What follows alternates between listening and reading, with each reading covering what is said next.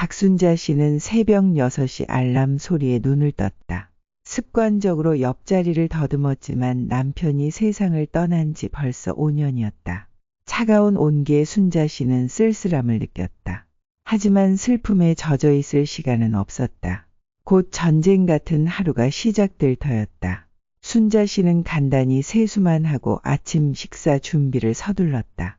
어제 먹다 남은 된장찌개에 밥을 말아 대충 먹고는 미리 챙겨둔 가방을 들고 현관을 나섰다.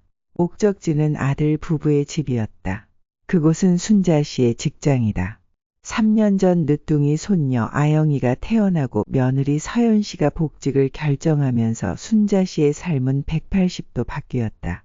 엄마 죄송하지만 아영이 어린이집 가기 전까지만 좀 봐주시면 안 될까요? 우리 부부 맞벌이 아니면 힘들어서요. 아들의 간곡한 부탁과 귀여운 손녀를 봐주고 싶은 마음에 순자 씨는 흔쾌히 그러겠다고 했다.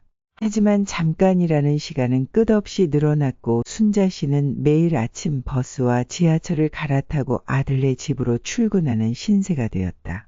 아들 내외는 맞벌이를 하니 바쁠 것이라 생각했다. 손녀를 봐주는 일은 기쁜 일이라고 스스로를 다독였다. 하지만 아들네 집에 도착하는 순간부터 순자 씨는 박순자가 아닌 아영이 도우미가 되었다. 며느리 서연 씨는 순자 씨에게 아영이의 식단부터 수면 시간, 놀이 방법까지 일일이 지시했다. 마치 순자 씨가 처음 육아를 하는 사람이냥 모든 것을 가르치려 들었다. 아들 지훈이는 그저 엄마 죄송해요. 서연이가 좀 예민해서요. 라는 말만 반복할 뿐이었다. 순자 씨는 점점 지쳐갔다. 육체적인 피로보다 마음의 상처가 더 컸다. 자신의 헌신은 당연하게 여겨졌고 작은 실수라도 할라치면 불만 섞인 목소리가 돌아왔다. 자신의 집에서 홀로 보내는 시간보다 아들네 집에서 손녀를 돌보는 시간이 훨씬 길었다. 친구들과의 모임은 꿈도 못 꾸었고 취미생활은 사치가 되었다. 순자 씨는 자신이 아들 부부에게 고용된 출퇴근 시터처럼 느껴졌다. 사랑으로 하는 일이 아니라 의무감과 책임감에 짓눌린 고된 노동 같았다. 마음속에는 서운함과 억울함이 쌓여갔다. 이대로는 안 된다는 생각과 함께 언제 터질지 모르는 화약고 같은 불안감이 순자 씨를 짓눌렀다. 그날 아침도 순자 씨는 평소처럼 아들네 집에 도착했다. 며느리 서연 씨는 아영이를 안고 순자 씨를 맞았다. 서연 씨의 손에는 빼곡히 적힌 메모지가 들려 있었다. 어머니 오늘 아영이 이유식 식단이에요. 찹쌀, 소고기, 브로콜리, 당근 들어간 거 데워서 주시고요. 간은 절대 하지 마세요. 아셨죠?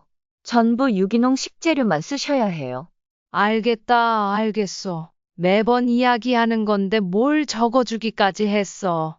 순자 씨는 메모지를 받아들며 씁쓸하게 웃었다. 마치 순자 씨를 치매라도 걸린 사람처럼 취급하는 것 같았다. 어머니 그리고 아영이 간식은 과일 퓨레나 쌀과자만 주세요. 어제 보니까 동네 할머니들이 애들한테 사탕 같은 거 주던데 아영이는 절대 안 돼요. 단 거 먹으면 이다 썩어요. 서연 씨는 끊임없이 주의사항을 늘어놓았다. 순자 씨는 속으로 내가 애를 몇이나 키웠는데 이런 걸 일일이 배워야 하나 싶었지만 며느리와의 마찰을 피하기 위해 그저 고개를 끄덕였다. 점심때 순자 씨는 정성껏 이유식을 데워서 아영이에게 먹였다. 아영이가 이유식을 잘 먹지 않고 칭얼거렸다. 순자 씨는 혹시 맛이 없나 싶어 이유식을 조금 먹어보았다. 아무 맛도 느껴지지 않았다. 아이고, 이래서 애가 안 먹는구나. 너무 밍밍하네. 순자 씨는 아영이가 잘 먹었으면 하는 마음에 숟가락으로 소금을 아주 조금 넣었다. 눈에 보이지도 않을 만큼 극소량이었다. 아영이는 간이 살짝 되자 이유식을 곧잘 받아먹기 시작했다. 순자 씨는 안심하며 아영이에게 밥을 다 먹였다. 오후에 서연 씨가 퇴근하고 돌아왔다. 아영이를 안아들고는 이유식 그릇을 확인했다. 어머니 아영이가 오늘 이유식은 다 먹었네요? 웬일이지? 순자 씨는 뿌듯한 마음에 웃으며 말했다. 아까 좀 칭얼거리길래 맛이 없나 싶어서 소금을 아주 조금 넣었더니 잘 먹네. 순간 서연 씨의 얼굴이 차갑게 굳어졌다. 네? 소금을 넣으셨다고요? 제가 간 절대 하지 말라고 말씀드렸잖아요. 어린애한테 소금 먹이면 신장에 얼마나 무리가 가는지 아세요? 그걸 왜 마음대로 하세요? 서연 씨는 순자 씨를 다그쳤다. 순자 씨는 당황했다. 눈곱만큼 넣은 소금으로 이렇게까지 화를 낼 줄은 몰랐다. 아니, 그렇게 많이 넣은 것도 아니고 정말 눈곱만큼 넣었어. 애가 하도 안 먹길래. 그렇게 해서라도 먹여야 힘이 날 거 아니야? 어머니 방식대로 애 키우다가 아영이 건강 망치면 어떻게 책임지실 건데요? 제가 얼마나 신경 써서 이유식 만드는지 아세요? 서연 씨는 목소리를 높였다. 순자 씨는 억울하고 서운했다. 손녀 잘 먹이려던 마음이었는데 돌아오는 것은 비난뿐이었다. 며느라, 내가 평생 자식들 키우면서 그런 걸로 문제 생긴 적 없어. 그리고 그게 그렇게 큰일이니? 네가 너무 예민한 거 아니야? 제가 예민해요? 어머니가 제 말을 무시하시는 거죠. 앞으로는 절대 어머니 방식대로 하지 마세요. 어머님은 그냥 제가 시키는 대로 해주시면 돼요. 매일 아침 저녁으로 출퇴근하는 것도 힘들었지만 아영이를 돌보는 일은 생각보다 훨씬 고되었다. 한시도 눈을 뗄 수 없는 개구쟁이 손녀를 따라다니고 먹이고 씻기고 재우는 모든 과정은 순자 씨의 늙은 몸에는 버거웠다. 허리가 쑤시고 다리가 아팠다. 밤에 집에 돌아와서는 파스 없이는 잠을 이루지 못했다. 순자 씨는 아들 지훈에게 슬쩍 힘든 내색을 한 적이 있었다. 지훈아, 엄마가 요즘 허리가 좀 안 좋네. 아영이가 커서 그런가 안아줄 때 버겁기도 하고. 엄마 나이가 있으니 당연하죠. 운동 좀 하세요. 제가 파스라도 사드릴까요? 운동을 하라니. 매일 아침부터 저녁까지 아영이를 돌보느라 녹초가 되는데 무슨 운동이란 말인가. 파스 한 장으로 때우려는 아들의 모습에 순자 씨는 서운했지만 더 말해봤자 소용없을 것 같아 입을 다물었다. 그러던 어느 날 아영이를 안고 계단을 오르던 순자 씨는 갑자기 어지럼증을 느끼며 쓰러질 뻔했다. 다행히 난간을 잡고 겨우 버텼지만 식은땀이 흘렀고 가슴이 심하게 뛰었다. 아영이는 놀라서 울음을 터뜨렸다. 순자 씨는 아영이를 진정시키고 겨우 몸을 일으켰다. 오후 늦게 서연 씨가 퇴근해서 돌아왔다. 아영이의 상태를 살피고는 순자 씨를 보았다. 순자 씨는 여전히 얼굴이 창백하고 힘이 없어 보였다. 어머니 얼굴색이 왜 그러세요? 어디 편찮으세요? 아니다, 아까 아영이 안고 가다가 잠깐 어지러워 쓰러질 뻔했지만 지금은 괜찮아. 순자 씨는 걱정할까봐 대수롭지 않게 말했다. 하지만 서연 씨의 반응은 순자 씨의 기대를 저버렸다. 어머니 애 안고 쓰러질 뻔했다고요? 위험하게 왜 그러셨어요? 아영이 다쳤으면 어쩔 뻔했어요. 서연 씨는 순자 씨의 건강보다 아영이의 안전을 먼저 걱정했다. 순자 씨는 서운함을 넘어서 충격을 받았다. 아영이도 안 다쳤고 나도 괜찮아. 괜찮기는 뭐가 괜찮아요? 어머니 쓰러지시면 아영이는 누가 봐요? 그리고 사고 나면 전부 저희 책임이잖아요. 서연 씨는 순자 씨에게 화를 냈다.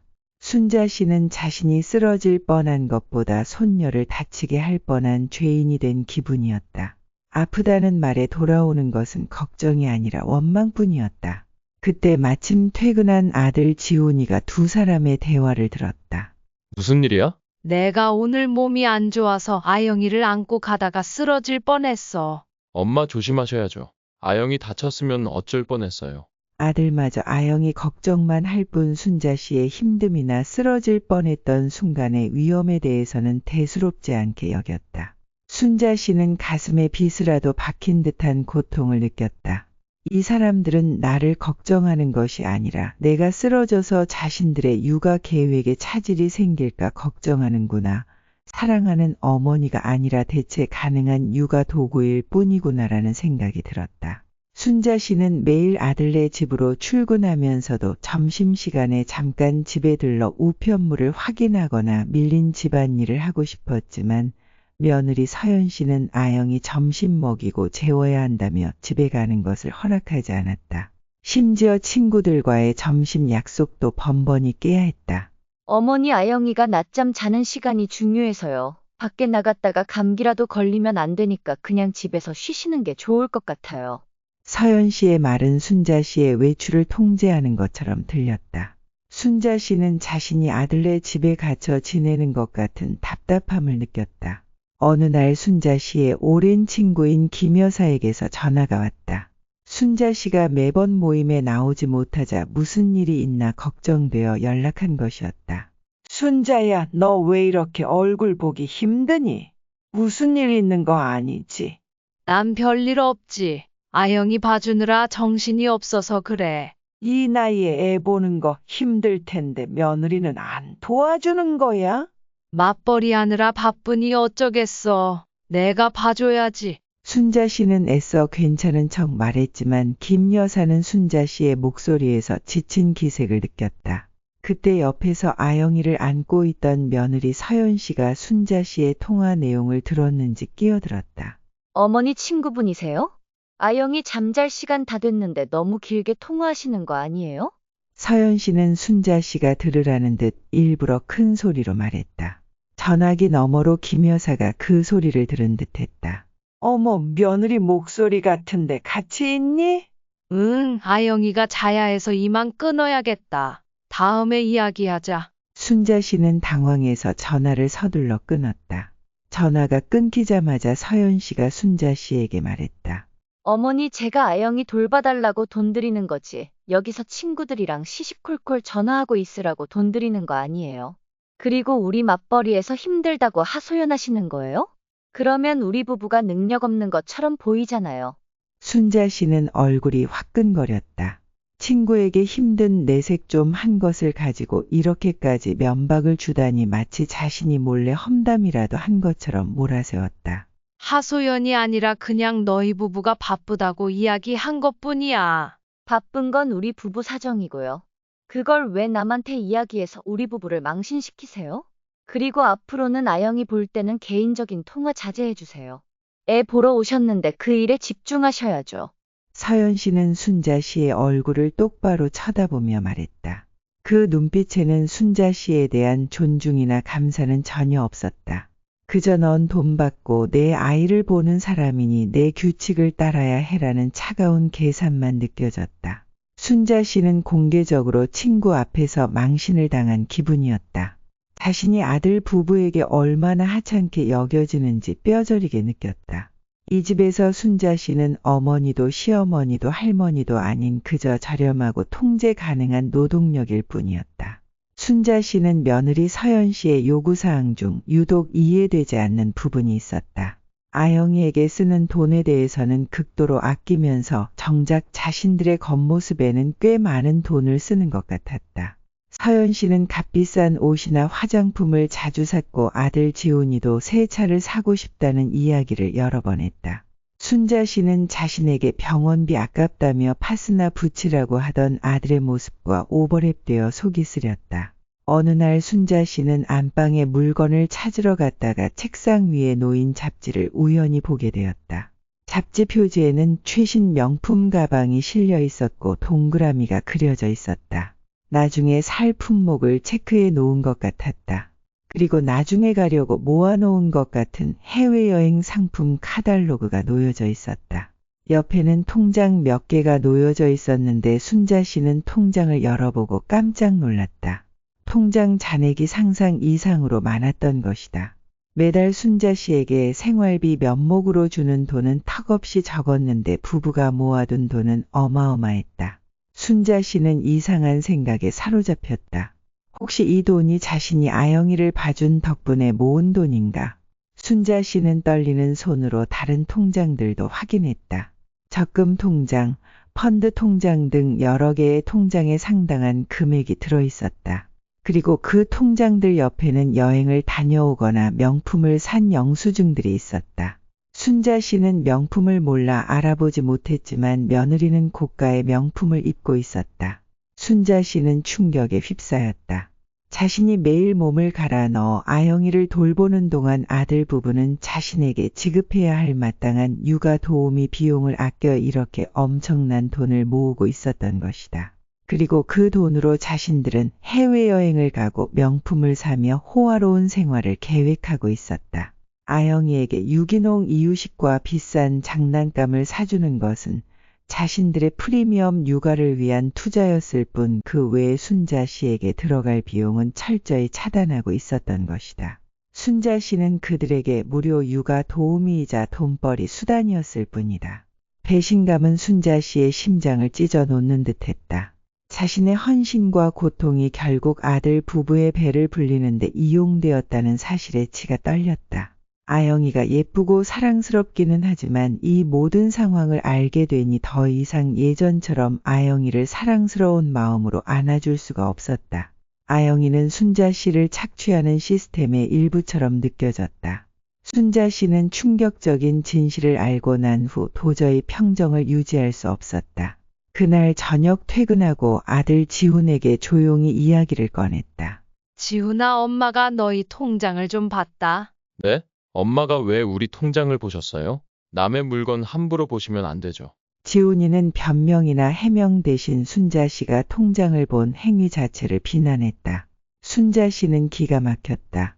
통장을 본 게 중요해? 엄마한테 아영이를 봐달라고 하고 그 돈을 아껴서 많은 돈을 모았더구나. 너희는 여행도 가고 비싼 물건도 사고 그러면서 엄마한테 주는 병원비는 아까워하는 게 말이 되니?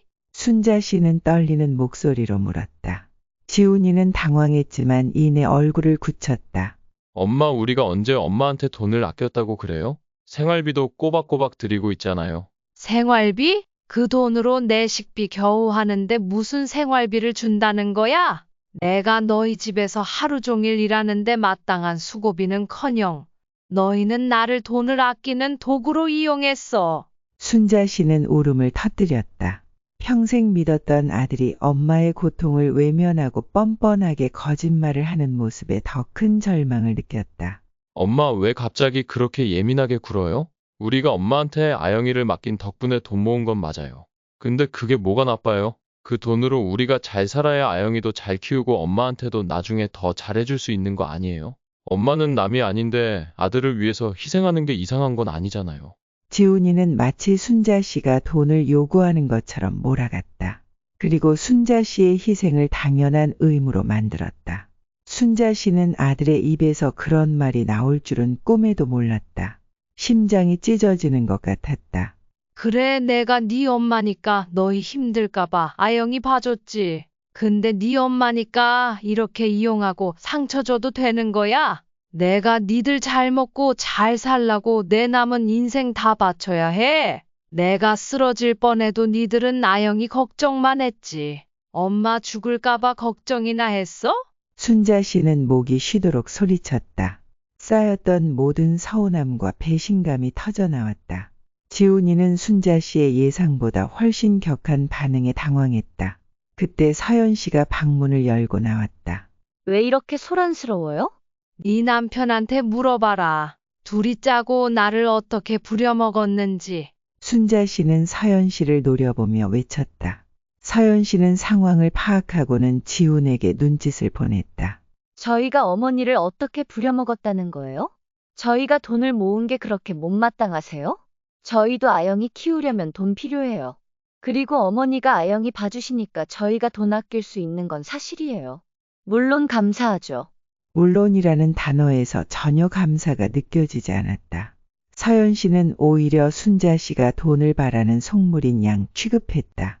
감사? 입으로만 하는 감사가 무슨 소용이야? 너희가 아꼈다는 그 돈 내 몸 갈아서 모은 돈이야. 내가 병원에 가고 싶다고 해도 파스나 붙이라고 하면서 너희는 그 돈으로 해외여행 갈 계획을 세우고 있었어?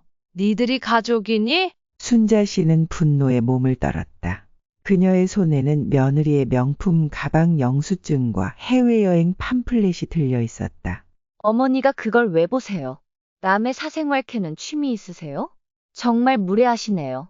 서연 씨는 순자 씨가 사생활을 침해했다며 화를 냈다. 지훈이는 아내와 어머니 사이에서 안절부절했다. 그래, 나 무례하다. 너희가 나한테 한 짓에 비하면 이건 아무것도 아니야. 너희는 어떻게 사람을 이렇게 비참하게 만들어 놓니? 순자 씨는 더 이상 그곳에 서 있을 수 없었다. 숨이 막혔다. 자신이 평생 사랑하고 헌신했던 아들과 며느리에게 처참하게 배신당하고 이용당했다는 사실이 그녀를 무너뜨렸다. 순자 씨의 폭발은 멈추지 않았다. 그녀는 그동안 쌓였던 모든 고통과 억울함을 쏟아냈다. 나는 인생 말년에 엄마라는 이유로 다 포기하고 이곳에 끌려와서 애만 봤어. 내 친구들 다 여행 다니고 취미 생활할 때 난 아침 일찍부터 밤 늦게까지 여기서 애 보고 집안일 했어. 그러면서 너희는 나한테 명령하고 무시하고 아프다고 해도 신경도 안 썼어. 내가 너희 가정부야. 내가 무슨 죄를 지어서 이 나이에 너희들 돈벌이 수단이 돼야 해. 순자 씨는 눈물을 흘리며 절규했다. 지훈이와 서연 씨는 순자 씨의 예상치 못한 격한 반응에 당황했지만 여전히 자신들이 뭘 그렇게 잘못했는지 모르는 눈치였다. 어머니 왜 이렇게 흥분하세요? 다른 집 어머니들은 아들 힘들까봐 돈도 안 받으시고 애 봐준다고 하던데 어머니는 돈도 받으시잖아요. 서연 씨가 기름을 부었다. 순자 씨는 그 말이 비수처럼 가슴에 박혔다. 내가 돈 때문에 이러는 거 같지? 매달 쥐꼬리만큼 생활비 던져주고 나를 부려먹으면서 뒷주머니 찬 니들 태도에 분노하는 거야. 니들이 양심은 있니? 순자 씨는 들고 있던 명품 가방 영수증과 팜플렛을 집어 던졌다. 이걸 봐. 엄마는 허리 아파서 제대로 서 있지도 못하는데 너희는 이 돈으로 여행 가서 펑펑 쓸 생각이 났니? 순자 씨는 분노에 눈이 뒤집혔다. 자신이 지난 3년간 겪었던 육체적 고통, 정신적 스트레스, 외로움 그리고 마지막에 확인한 배신감까지 모든 것이 폭발했다. 그녀는 더 이상 이 집에 머물 이유가 없었다. 나는 더 이상 못해. 니들 자식은 니들이 알아서 키워. 나는 더 이상 너희들 때문에 내 인생 망치지 않을 거야. 순자 씨는 현관으로 달려갔다. 지훈이와 서연 씨는 당황해서 순자 씨를 붙잡으려 했다. 엄마 어디 가세요? 아영이는요? 어머니 갑자기 이러시면 어떻게 해요? 아영이는 너희가 알아서 해. 나는 간다. 순자 씨는 뒤돌아보지 않고 현관문을 박차고 나갔다. 밤은 깊었고 찬 공기가 순자 씨의 얼굴을 스쳤다. 하지만 그녀는 오히려 숨통이 트이는 것 같았다. 아들 부부의 집에서 벗어나는 순간 그녀를 짓누르던 무거운 짐들이 사라지는 것을 느꼈다. 지훈이와 서연 씨는 순자 씨가 정말로 떠나버리자 망연자실했다. 당장 내일부터 아영이를 누가 봐준단 말인가. 그들은 순자 씨의 희생을 너무나 당연하게 여겼고 그녀의 고통과 헌신을 철저히 외면했다. 그리고 그 대가는 혹독했다. 박순자 씨가 아들 부부의 집을 떠난 후 그 집에는 혼란이 찾아왔다. 갑작스러운 육아 공백에 지훈이와 서연 씨는 발등에 불이 떨어졌다. 급하게 베이비시터를 구해봤지만 순자 씨처럼 온종일 아이를 봐주고 집안일까지 도와주는 사람을 순자 씨가 받던 생활비 수준의 비용으로는 구할 수 없었다. 순자 씨에게 아끼려 했던 수천만 원의 육아 도우미 비용이 현실이 되었다. 순자 씨는 자신의 집으로 돌아와 몸져누웠다. 육체적인 피로보다 정신적인 충격과 배신감이 그녀를 더욱 힘들게 했다. 하지만 시간이 지나면서 점차 기운을 차렸다. 친구들과 다시 연락하고 못했던 취미 생활을 시작했다. 자신의 집에서 오롯이 자신만을 위한 시간을 보내면서 순자 씨는 비로소 박순자로서의 삶을 되찾는 기분을 느꼈다. 아들 지훈이는 뒤늦게 연락해 사과했지만 순자 씨는 쉽게 마음을 열지 않았다. 며느리 서연 씨는 끝까지 자신의 잘못을 인정하기보다는 순자 씨가 자신들을 궁지에 몰아넣었다며 원망하는 기색이었다. 아영이가 보고 싶을 때도 있었지만 아영이를 볼 때마다 아들 부부의 착취가 떠올라 마음이 편치 않았다. 이 이야기는 단순히 한 가족의 갈등을 넘어 황혼 육아의 현실과 그 이면에 숨겨진 비극을 적나라하게 보여주었다. 자식들의 편의와 이기심 때문에 부모의 희생이 당연시되고 심지어 착취로 변질될 수 있다는 씁쓸한 진실을 말이다. 박순자 씨는 자유를 찾았지만 아들 부부와 그녀의 관계는 회복 불가능한 파국을 맞았다. 그리고 아영이는 할머니의 따뜻한 손길 대신 비싼 돈을 주고 고용한 시터의 손길을 받으며 성장하게 될 것이다. 돈과 이기심이 빚어낸 황혼의 비극이었다. 끝까지 들어주셔서 감사합니다.